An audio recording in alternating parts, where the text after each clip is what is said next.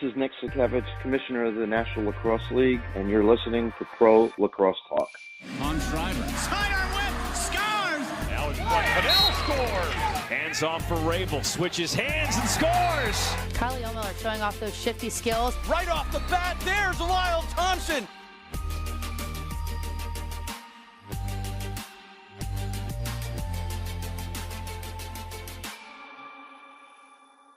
Welcome to Season 2 of the Pro Lacrosse Talk Podcast, the voice of Pro Lacrosse. I'm Hutton, he's Adam, and together we're bringing you interviews from all your favorite players and coaches, as well as news and analysis from all 4 professional lacrosse leagues.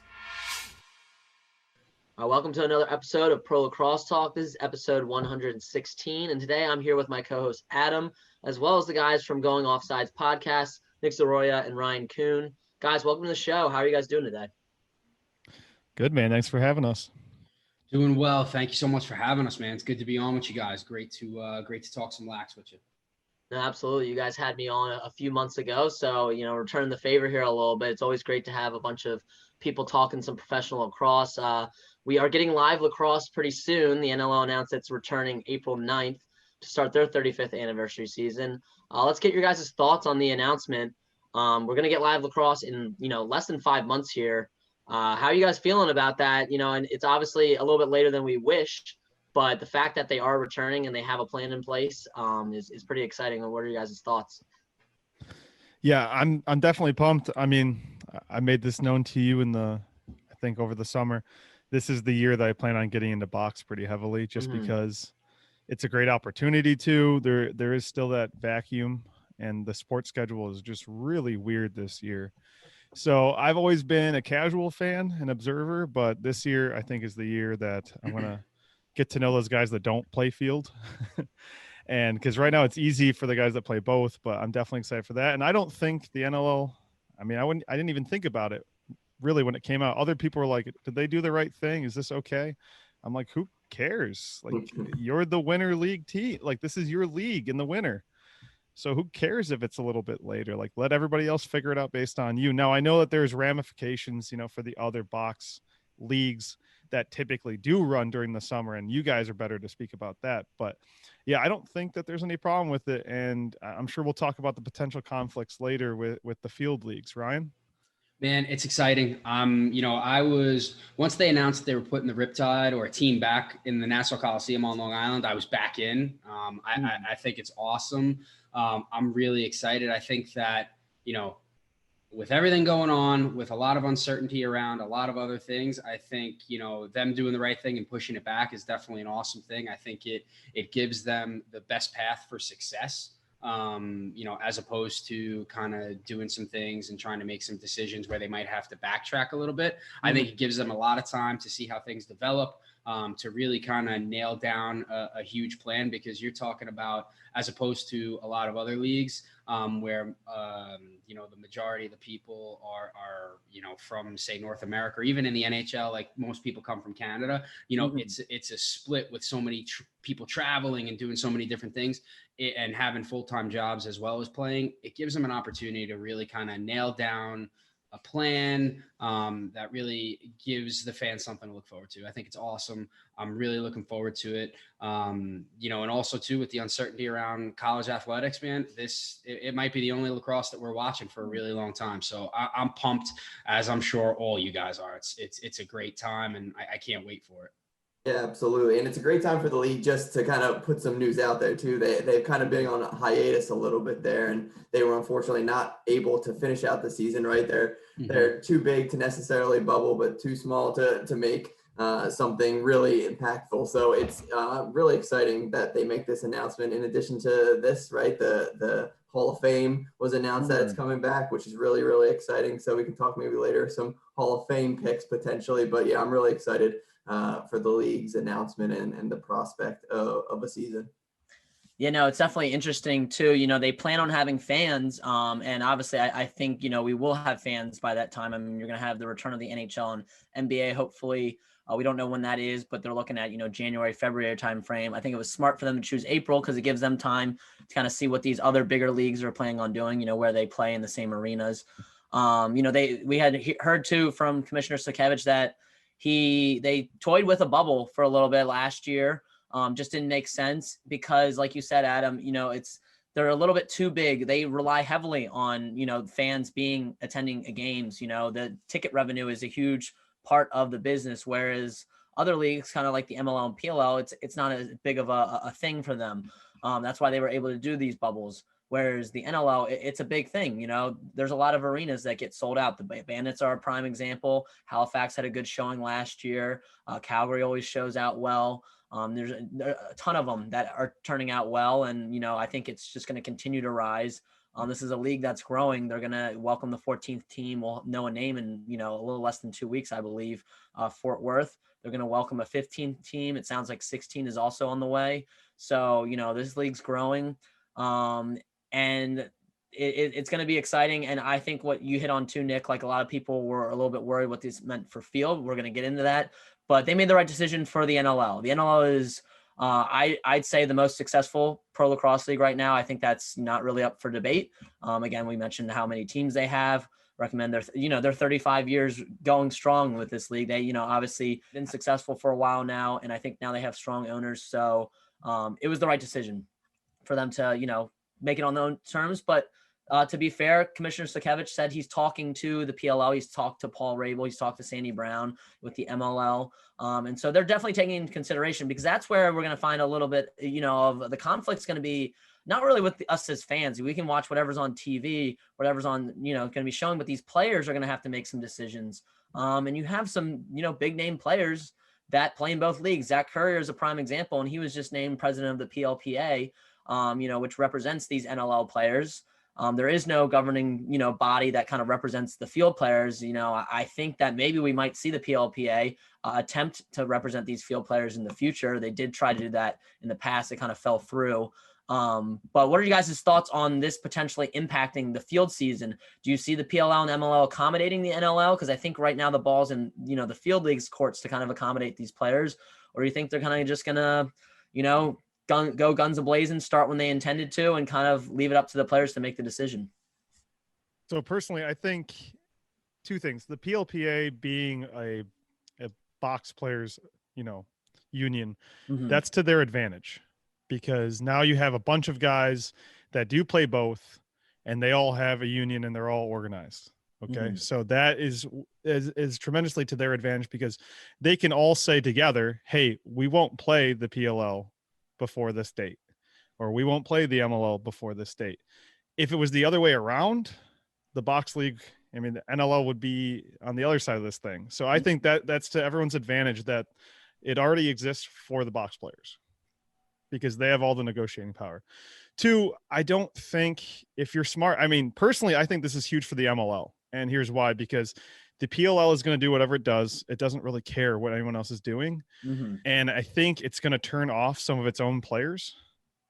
And whether those players choose to just deal with it and play late and miss a few games, or they just say, screw this, I'm going to go back to the MLL. That's something that I could see happening. I already see a few guys this year transitioning either back or just to the MLL in general, just because of the fact that if I see another bubble for both the pro leagues, the field leagues, for one more year. So if we do that again, and I didn't make the roster, if I'm Larkin Kemp, I didn't make the bubble roster last year, why would I even submit myself to that again? I'm not going to take 2 years off of pro lacrosse. I'm just going to go and I'm going to kill it in the MLL, and I'm going to be an all-star, and I'm going to have a good time doing it. So I think there are players like that. And then you add on the new draft picks, some of the guys that didn't get a chance to come over yet that may want to. And now you have even less room. So you have more guys that are like, man, do I want to risk not making a bubble roster in the PLL? Or do I want to actually showcase myself, build my brand in the MLL? So I think that's the other side of this too. If the MLL is the most agile, I would say, with its commitments and being mostly, on fringe ESPN networks, that it can play whenever they want to play. So if they want to wait till August, more power to them. I think that's a great call. I think the PLL, because they're in bed with NBC and they have to hit all this stuff to just stay afloat, they're at the mercy of their network, that they really can't afford to wait too long. So that's going to be the weird part, is how long can the PLL wait for these players before they just have to play? I think the MLL guys are like, we'll play in August. we'll play in early September. Like, what's the difference really to them? It's not different than this year, honestly. So I think that's where the advantage is. I think for the MLL this year, I think the MLL has an opportunity here to have the best product that they've had ever, honestly, but especially since the PLL became, a major player. Yeah, and I would agree with most of that. The one thing I don't think we're going to see a bubble from the field leagues. I really don't. I think if you have fans in the NLL, and again, this is all COVID dependent, so this is me speculating, but I think they're going to, PLL is going to go full steam ahead, have their touring model. Hopefully, COVID will be kind of in check by then. Again, that's a lot of it's going to rely on that. And I'm, speculating here in November, we're pretty far out from there. But I don't see, another bubble situation. But I agree with you. I think, we know that a lot of these players were on 2-year deals. These 2-year deals are up now, unless they signed an extension, which, some of them did. That means, they have the opportunity to choose between the MLL and PLL. And like you said, if they're predominantly box players or playing both, and the box season, I really think is going to go till July. It's usually a 5 to 6 month season. I think they'll maybe go 3 to 4 months. Some people are saying, oh, they'll do like 1-2 months. Like that's not going to happen. The NLL is going to go into at least July, I believe, if not maybe even August. They're going to get their full season in. Might be a little bit abbreviated, but they're still going to play a pretty normal season. So, like you said, why not start in August, or maybe the MLL starts a little bit, there's a little bit of overlap like there has been in years past, but I think you're right. There's an advantage to the MLL, has a little bit more leeway with that than the PLL probably does. I think too, I think you're both making great points. I think one thing too is that, there's just too many good lacrosse players out there for all of these leagues to just not do whatever it is that they want to do. Right. The NLL is going to do what they do. We had it years ago where there was that crossover between, the NLL and the MLL, and the NLL guys didn't get into the season until halfway through. That was the whole big thing with the Hamilton Nationals, right? They didn't have their team until 4 or 5 weeks into the middle of the season. And then they went on and they got all their box guys, and then they went on a tear and beat everybody, won the championship. The rest is history. I think for one of the things too is that you have so many good guys coming out of college this year as well. The PLL is going to be stacked. So, Nick's point's absolutely 110% correct. How many guys are going to go from the PLL to the MLL? So the MLL, from a talent standpoint, from a playing level standpoint, is going to be as high as it's been, in the last few years, because they're getting some of those other players that were in the PLL coming back. You've got some of those college kids that are going to choose playing in the MLL over. So there's going to be some crossover, but I think too, I think there's a good chance that you're going to see the PLL and the NLL working together, just because, they have some investors. They have mutual investors that have stake in both leagues. You're not going to cut off your nose to spite your own face, right? So I think there's a good chance where you're going to see those two leagues playing nice in the sandbox. And then, the MLL, they're going to do what they do. I think I wasn't a huge fan going into this past year. The MLL got me back, and I feel really strong that they're going to have another great summer.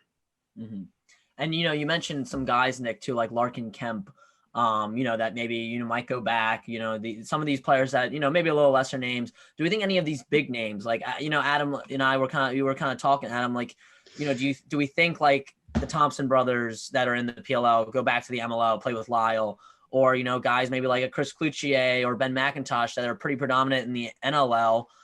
Do they kind of jump ship, because they both had a role in their respective teams. But Chris Cloutier is a much bigger box player on the Bandits than he was probably on the Atlas. So I don't know, Adam, what are your kind of thoughts? I know we talked a few names. Who do you think might be a big name going back to the MLL, or do you think it will be more of the fringe roster guys that go back? Yeah, to your point about Chris Cloutier, I don't know if he couldn't be just as big of an impact on the Atlas last year, to be honest with you, with how their season went. I think if he had played a little bit more, he could have had as big of an impact as he had on the Bandits the last few years. So it'll be really interesting to see. I'm just so curious how the leagues kind of, finagle the jump back and forth. We saw one, right, that went originally from the PLL, Dylan Malloy, right? He was on the PLL rosters, and then he headed back to play for the Lizards. So Callum Crawford too, who also discussed that on our most recent podcast episode interview. How he was kind of locked in, sitting in that player pool. They eventually let him out of his contract at the end of the first year. But yeah, it's kind of, it hasn't really been done yet, other than those two odd circumstances. But they never stepped on the field, in the PLL uniform. We're gonna see players that have been in a PLL game before now go back to the MLL. It's I don't know how many it will be, but yeah, it's going to be definitely an interesting scenario for sure. And what are you guys' thoughts too on, guys that are like pretty, we mentioned guys that are like pretty big in both leagues. I mean, Matt Rambo is a huge part of the Wings. I think he enjoys playing in front of a big crowd at Wells Fargo Center. Whereas, the field, you just don't have that big of a draw. It's starting to get a little bit bigger. But you got Matt Rambo, Josh Byrne, Zach Currier, we talked about, Tom Schreiber. I mean, these guys are, if let's say in a perfect world, they're able to play in all of the games in both leagues, but let's say they had to choose, which route do you think that those guys go? I think it's completely dependent on the person, right? So a guy like Currier, his identity is mostly in box. Okay. And so if I'm a guy like that, I'm going to go with whatever field league does it the right way for me this year. And I'm probably going to stick with them for the foreseeable future. Plus, if I'm Currier, I've only been in the PLL for 1 year. I'm not as invested. Like, my brand isn't the PLL either. Okay. So if I'm a guy like him and the MLL is like, hey, 100% talking to the PLPA, we're not going to overlap, guaranteed. I'm like, okay, maybe I just go that route. There's plenty of box guys in the MLL. There's plenty of guys that I know that I'm familiar with. I'll be fine. I'll be happy in either league. But if your identity is box first, okay, that's different. Now, some of these other guys where, like a Rambo, like field first, right? So that's a little bit different. His brand, like, I think if you talk to an American kid, they only know Matt Rambo from Maryland and the Whipsnakes. They don't know him as much from the Wings. Now we do, because we follow both, but like, that's still not the norm, I would say, in the US. So it's completely dependent. I don't want to just say it's Canadian versus US, which way you are or not, because I don't think that's fair. Some guys have thrived more in the other league than the opposite league that you would expect. So I'll say that I have heard rumors, and it could be pure speculation, that some of the native players in the PLL didn't have the best experience. And that's all I'll say.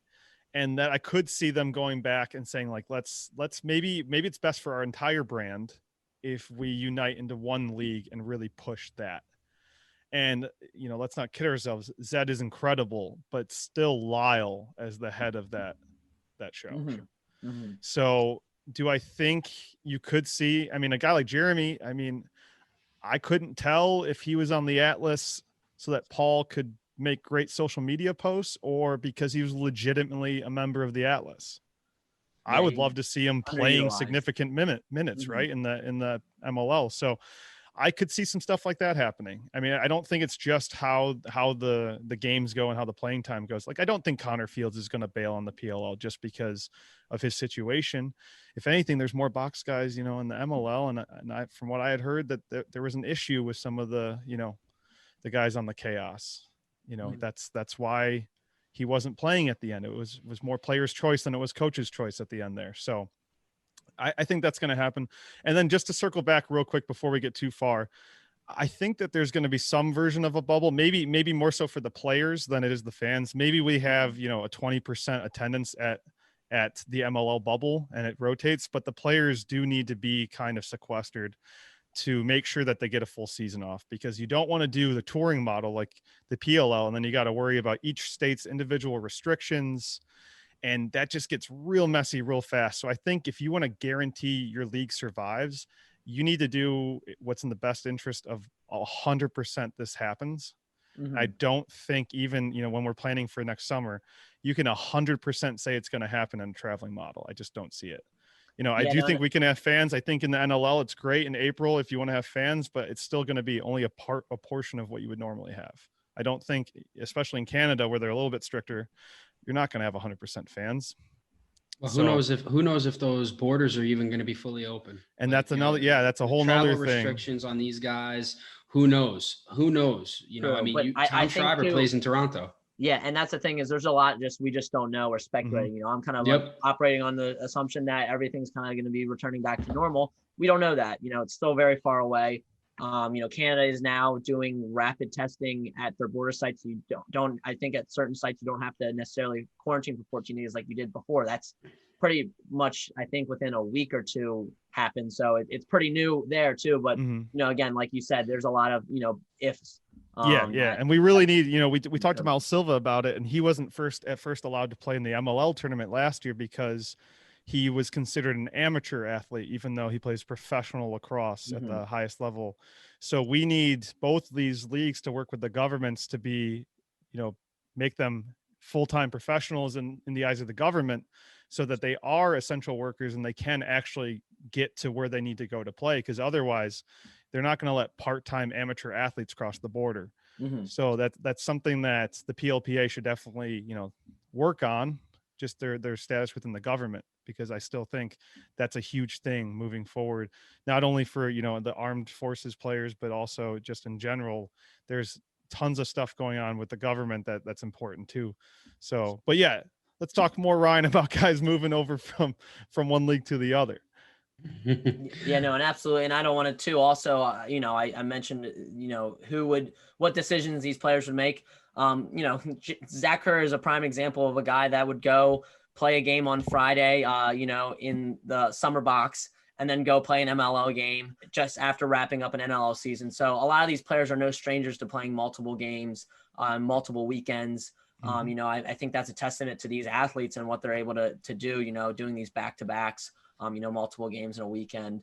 Let's talk a little bit more about either guys, going over or, and then free agency as a whole, because regardless of what the situation was with the NLL and the field leagues, we were going to have a big free agency this spring as well, because as I mentioned, a lot of the 2-year contracts are up.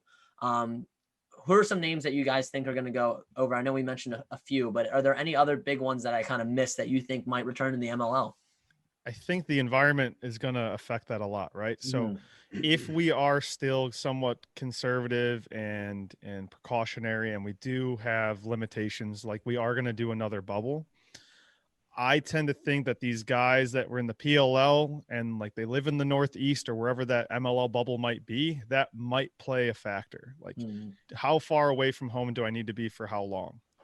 And maybe they do something, similar to what the end of the MLL tournament was like, where it's a little bit more open door and you're going home if you live in Philly type situation.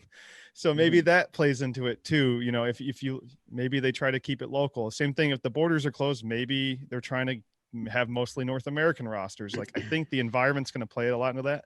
I don't know how much the relationships will actually play into that. I don't know a ton of big names that are not on contract off the top of my head that we haven't already kind of hit on. I think convenience is going to play a huge factor into what decisions guys make. And I think you're kind of getting to the point where the PLL is growing, the MLL is still a viable option. I think you might be a year away from it, or it might happen for a couple of guys this summer, where it really depends on who's coaching the team and their style of play and what fits them the best. Could you imagine? And this is, I don't know anything, but you brought up Connor Fields, like, yeah, his situation and everything like that, but you're going to tell me he wouldn't at least think about maybe making a jump back to the MLL so he could play with Lyle Thompson on the Bayhawks?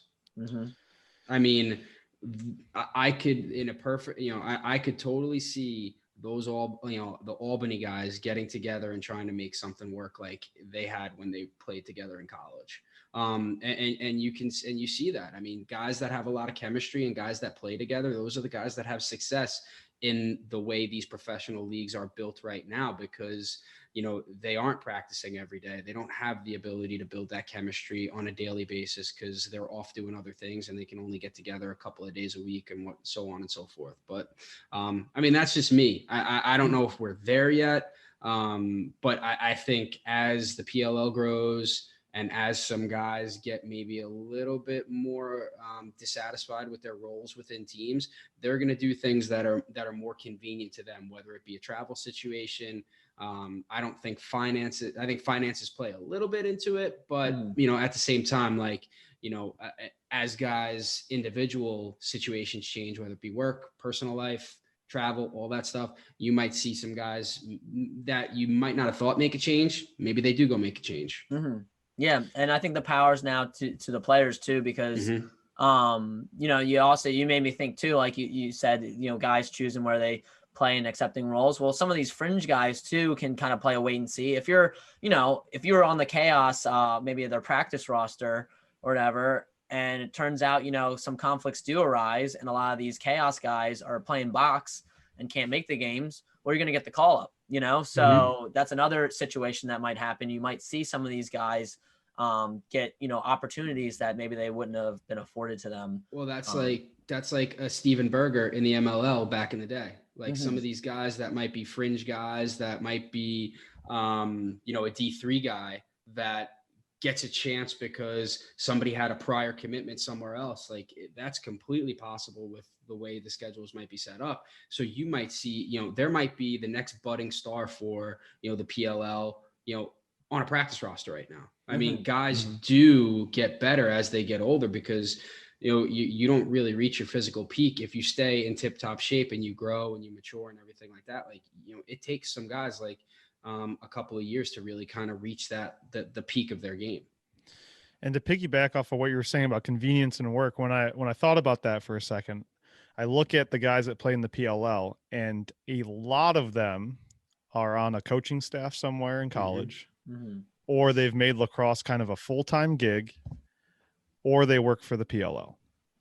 And when I look at it the other way, I look at the MLL, I'm like, if I don't do any of that stuff, if I just have a traditional job in New York City, well, the MLL seems a lot more accommodating. Like, how long can these guys wait until the PLL needs too much from them, where they actually do have to decide between their day job and like something has to give? I mean, I saw a game in the MLL tournament where one of the players, and I don't want to say it wrong because I don't want to say the wrong name, but one of the players was up in the booth finishing a work conference call in full uniform before running down the field and starting the second quarter. Tell me that flies in the PLL. Not to say that's I think it's a great thing because you gotta feed the family first, but I don't see that kind of stuff happening in the PLL.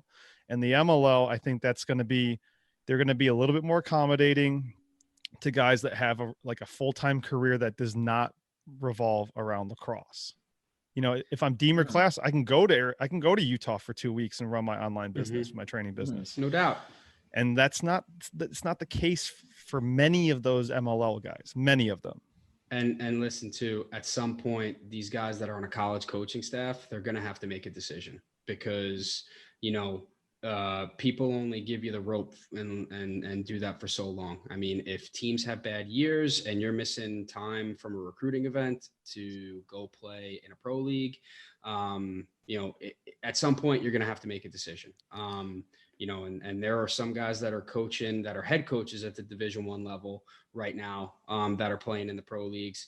You know, they have a short window. And with the way college lacrosse is going right now and the way people are getting hired and fired at an alarming rate, more so now than in the past, guys are going to have to make a decision. I mean, you know, John Galloway can put all the Instagram posts up all he wants and tell us all how Jacksonville is the lacrosse capital of the South. If you don't win games, my man, you are not going to have a job. I think too, if we want the sport to grow and be taken seriously, you know, there's going to be some growing pains. I mean, Adam, we were talking too, just about how the NLL eventually wants all their players to be full-time. And, you know, they're going to be accommodating the field leagues to a point, but eventually, you know, the goal is to have full-time athletes whether you're a field or box. And, there's going to be some decisions to make. Right now, I don't think we're at that point. It might be expedited a little bit if there are some conflicts this summer, but I still think, it benefits both box and field leagues to accommodate their athletes. But there's going to come a time, where like what you mentioned, Nick, that's not going to fly. And, I'm hoping that it's sooner rather than later. And again, I know these guys a lot of them have day jobs that they got to take priority because they're making way more money, working in their profession than they are playing pro lacrosse. But we hope at some point we do get there. I know, Adam, talk about that a lot. Yeah. And another caveat that we haven't really even talked about, but Ryan brought it up, is the college season, right? So the NLL draft happened and those organizations aren't really allowed to talk with their draftees at the moment because of NCAA rulings and those types of things. Can you imagine what's going to happen if, say, the season does get canceled again? We're looking at potentially some athletes being able to come back. If you're in a 2-year master's program, and you want to stick around college next year, it's potentially going to be an option depending on the institution. Mm-hmm. You're going to have college rosters and programs with potentially 6 years of players on a team at once. Mm-hmm. It's going to be a wild ride on the college side and just as much on the professional side, because we saw last year with how the MLL draft, right? They drafted guys that weren't potentially coming into the league. PLL went a different route with that. So it's going to be wild to see how the college season breaks down and how it affects really the dominoes fall for the pro game. Adam, are you suggesting that we could see Jeff Teat suit up for the Riptide if there is no field season for Cornell in the spring? I mean, I don't know why. That would be pretty awesome. Again, I don't want to expedite that and wish any bad juju on the Cornell's season or any of the spring college lacrosse season, but it's also a possibility if, things aren't where they, need to be and we don't have a collegiate lacrosse season. But let's take a quick break, hear a word from our sponsor, and then when we come back, we're going to talk some voting. No, not the elections. We're going to talk our PLT votes that our fans voted for and talk about what are some of the top players of 2020. Thank you for listening to another episode of the Pro Lacrosse Talk Podcast. Today I want to talk to you about our sponsor, Anchor. We've been using Anchor for the Pro Lacrosse Talk Podcast since the very start. Anchor gives you everything you need in one place, and better yet, it's free. They allow you to easily record and edit your podcast, and once it's published, they send it out to all the major networks such as Apple Podcasts, Spotify, Stitcher, and many more. They also connect you with advertisers so you can start making money from your podcast right away. So if you're thinking about starting a podcast today, download the Anchor app or go to anchor.fm to get started. Today I also want to talk to you about our affiliate, Players Academy. Are you looking to improve your lacrosse game from home? Players Academy, started in part by multiple Hall of Fame lacrosse players including Jay Jalbert, currently offers premier lacrosse online video instructional training courses from two of the top players in the world today, Atlas attackman Rob Pennell and Archers midfielder Tom Schreiber. You can learn how to run the two-man game, perform Rob Pennell's signature question mark dodge, attack from X, work the island, and more in these fun-to-watch lacrosse courses. We've also teamed up with Players Academy to offer a special $25 off your Players Academy course of choice. Simply use the code PLT at checkout and start learning from the best in the game today. All right, so welcome back. So we had a PLT votes where we had you guys as fans on Twitter vote for the top players of this year, both box and field. We had, different categories. So I'm going to go through who won each category, and then I'm going to let you guys kind of discuss whether you think they should have won or if you think there was somebody else that, maybe was more deserving of that honor. So for the top off the voting, we had Callum Crawford registered 57% of votes for box player of the year. He was going up against Rob Hellier and the MVP of this past season, Shane Jackson. Then field player of the year was Zed Williams. He was going up against Bryce Wasserman as well as Joe Nardella. And then box defender / transition player of the year went to Challen Rogers with 41% of the votes. He was going up against Zach Courier and Graham Hosick. And then for field defender of the year, Matt Dunn, who also won defender of the year for the PLL, he won with 50% of the votes. He was going up against Ben Randall of the Lizards. And Matt McMahon of the Archers. I also had a little other category. I put Matt McMahon in there because he led the league in caused turnovers. He actually was not even nominated for defender of the year in the PLL. And then field offensive player of the year went to Matt Rambo with 38%. He edged out Josh Byrne and Ryan Lee. And then for box goalie of the year, Dylan Ward won at 49%. He edged out Doug Jamieson and Zach Higgins. Field goalie went to Blaze Reardon with 39%. He was going up against Scanoni as well as Kyle Bernlohr. And then with box rookie of the year was Tyson Gibson. He had one rookie of the year in the NLL with 39% of the votes. Field rookie, which wasn't a category for the PLL, but was for the MLL, went to Grant Ament. Dan Baccaro was right behind him, as well as Brian Costabile, but Grant Ament came out on top with 44%.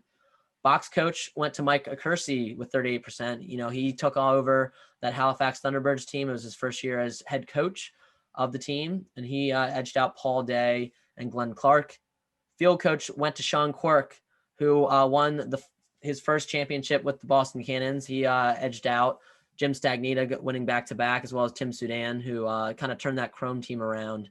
And then finally, team of the year as voted on by everybody. It was between the Black Wolves, the Whip Snakes, and the Cannons. It went to the Whip Snakes at 38%. They went back-to-back.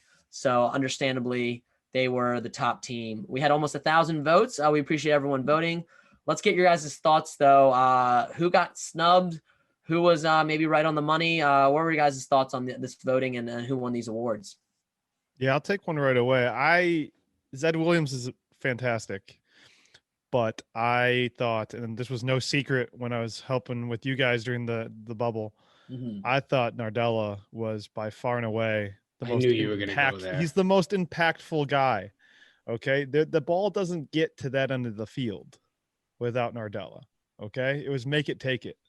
So I mean, not like if it was 1A, 1B, I mean, Zed's awesome, but Nardella was just his numbers were equally as unreal. But I don't think you'll ever see a face-off guy win Field Player of the Year. So I totally understand. But you know, that's one where I thought Nardella got snubbed. I agree too. I voted for Nardella. Just, you know, I think like you mentioned, you know, he was I think above 70% in that tournament. Again, it was, you know, a smaller sample size than, you know, going through a whole season, but yeah, he definitely made an impact, and you know, I think he deserved to be recognized. What about you, Ryan? I'll agree. I mean, I do agree with both of you. I mean, all things considered, I'm going to take your side on it. If he wasn't the MVP, he was definitely the unsung hero. I mean, you're absolutely right. I mean, he was an absolute stud for them. You know, for me, I don't think it was a snub, but I think people talk about him, but they don't really understand just how good he is. Baccaro is a stud. He is a bona fide star. And I don't think he gets the publicity he should. And I think probably because people just had a smaller sample size of him this year. But I mean, he is going to be an absolute stud. You're talking about somebody that, you know, could easily make the jump to the PLL. He's one of those guys. He could step in and be an impact player right away. But at the same time, he's in a really good spot. I mean, I think he has the ability to be, you know, one of the top, if not the top player in that league. I mean, I love watching him play. I love the way he plays. And I'm excited to see him kind of take that next step this year. So, I mean, not that it's a snub, but I mean, I just think that he's one of those guys where, you know, it's nice to see that he's up. I mean, Grant Ament had a phenomenal summer in that small sample size, but, you know, Baccaro is one of those guys. He wasn't talked about as much as, say, a Grant Ament coming out of college. And I think he kind of flew under the radar just based on where he went to college as compared to, you know, the hype train that Penn State was, you know, for the last couple of years. So are you saying that he should have been Field Offensive Player of the Year?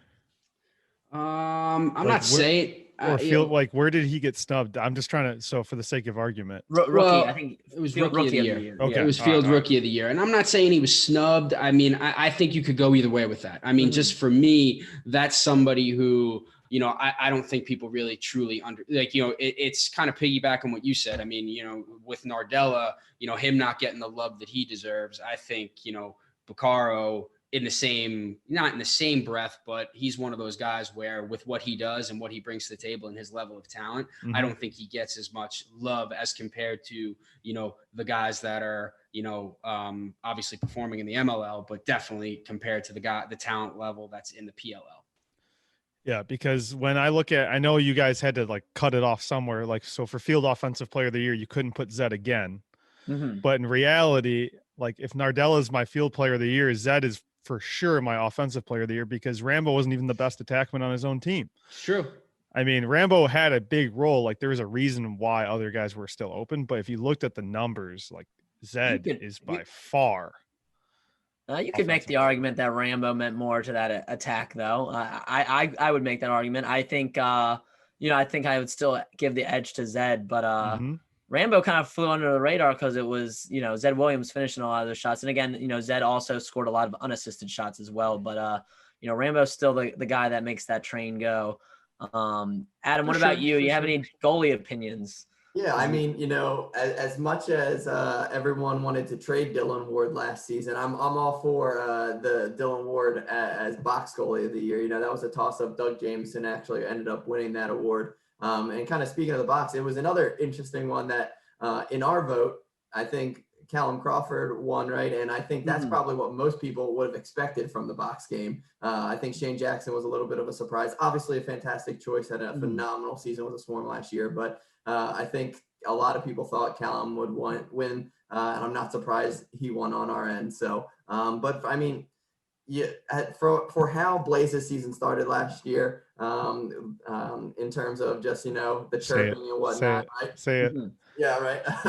Say it. So what you're gonna say? Yeah, I think it was fantastic how we finished, and I mean, absolutely deserving of that back-to-back goalie of the year award. Absurd. Those saves were like. Just the amount of saves were absolutely insane. It's sad that he had to make so many to be competitive. Yeah. At the same time, he probably time, would have won MVP if they pull that game off, that win off. I think. If you put Scanone in the PLL and start him for pretty much any team, I think he wins that award. I think he played insane. And Connecticut did not help him. I've spoken to you several times, Hutton, how I think the biggest difference between the MLL and the PLL is the deep holes. There is such a huge lack of depth on defense in the MLL comparatively. Yeah. The goalie play is on par, in my opinion. So you've got huge names in the PLL, but you have some guys in the MLL that could step in day one and be starters. And I love the trade Ward thing, not for the box though. I'm a big trade Ward fan for the PLL. Why is my man wearing sweatpants in Utah on the sideline? He needs to be in a game. So let's put him, let's put Connor Fields in a package deal. Let's get him over to a different team like the Water Dogs, and let's see what happens. I mean, let them trade a first round pick or something like that to make that happen, because those two guys. Let's make it interesting. Yeah, let's get some those trades. Those are two guys that need let's make things wild. We need some off-season movement. We really do. I've been itching for it. We don't know when the trade window is necessarily open, but we hope it's soon. I really like Scanone as well. I actually voted for him just because of what you mentioned. I think, I think he's a capable starter. I still think, I don't know if I'd put him at the level of some of those guys. I mean, we didn't even mention like a Jack Kincannon, who I think does, just about the same on that Atlas team that has a lot of holes. For me though, the biggest snub, again, I love Matt Dunn. We've had him on the podcast. I think he's deserving of the award, but Matt McMahon does a lot of what Matt Dunn does and still led the league in caused turnovers. And this is maybe me just being bitter that he wasn't even nominated for the Defender of the Year award. But he's a guy that, to me, just like does all the intangibles. And then, you look at whether he, as a field general on the field, commanding that defense, he checks the boxes. He's, getting in front of shots in cage. And then he's, padding the stats with the caused turnovers as well. I think he checks every box. So to not see him get a little bit more recognition was kind of disappointing for me. And then field coach, a lot of power to Sean Quirk with how he's built this team. And, Stagnita also, you did a commendable job also getting them back to back. I really like what Tim Sand did, though. He really revamped this Chrome team. They had a lot of new faces on the team, but a lot of old faces that he was able to get a lot out of them, knowing these guys from his time with the Rattlers. I really liked what he did, and I was really bummed when they got eliminated in that first round, because I think they could have gone pretty far. That might have been one of the best moves that the PLL did in their last season, bringing him in. What he overcame before he even got to the bubble. Half of his team's like, I can't come because of work. Well, he rebuilt that defense that was just rebuilt. But he's been in it. He's lived it. He did it with the MLL. Like he was a phenomenal player. He's a phenomenal high school coach, and he has that professional experience. I mean, it was. I think it was a great move on their part, and it's only going to continue to get better. Yeah, he didn't win enough to win the award, but honestly, he had the biggest jump in terms of Chrome Year 1 to Chrome Year 2 was you just can't describe it. Yeah. I mean, and then what he overcame, like, all right, we're going to get a new coach. We're going to get him some new deep holes, whatever. All right, now a bunch of these guys can't even come. And so now he's getting the guys like, Salomon and a bunch of other guys. And for some reason, it all just kind of works. It wasn't perfect. There were growing pains, but man, did they look so much better. And I can't think of a better guy to handle that attack than Matt Gaudette than Coach Sudan. So. Yeah, no, absolutely. So those are our thoughts on the awards. We appreciate everyone voting. If you guys agree with us, let us know. If you disagree with us, let us know. Either tweet at us at our personal handles or on the PLT account. Let your voice be heard. We appreciate you guys hopping on. Make sure you guys check out Going Offsides Podcast. It's on the Lacrosse All Stars Network. You guys can check them out. They have a lot of great interviews coming up, so check those out. We appreciate you guys coming on. And thank you guys all for listening to another episode of Pro Lacrosse Talk.